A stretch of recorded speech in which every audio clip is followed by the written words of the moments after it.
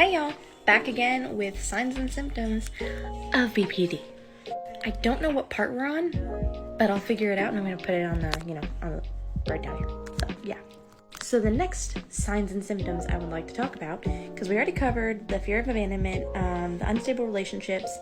Now I'd like to go over the rapid changes in self-identity and self-image, including like shifting goals and values and seeing yourself as a bad person or as if you don't exist at all. That also goes hand in hand with the constant feeling of emptiness, which for those of you that don't know, borderline personality disorder can also cause depression, severe anxiety, and it can cause certain kinds of trauma. So most of the time people with BPD also suffer with all those things. It's delightful. We love it for us. Totally.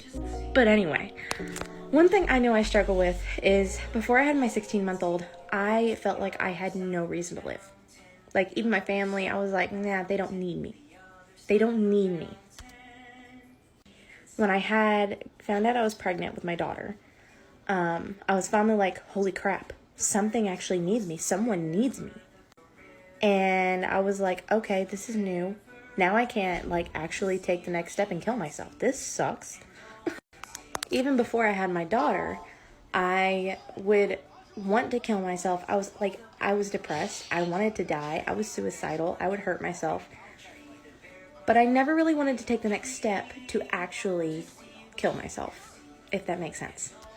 I had a plan. I knew how I'd do it, but I didn't want to do it. I did not want to actually do it, if that makes sense. And people hearing that a lot of times, they're going to be like, oh, you're just trying to get attention. You're just trying to be dramatic. You're not actually wanting to kill yourself. You're just wanting to get all the attention from everybody else. No, it's BPD. Suicidal ideation is what comes along with BPD. And the chronic feeling of emptiness makes you just feel dead inside. You just feel like a shell and you're just floating all the way up here, above your body. And you're just watching everything going on around you. You're all almost like when you're stoned, you know? But it's really hard to deal with because the majority of the time you just feel empty and you don't want to be here. You don't want to exist. You don't feel like you exist. But you just have to keep going because you're like, well, I'm not going to kill myself. I want to, but I'm not going to. It's a really hard balance to kind of find there.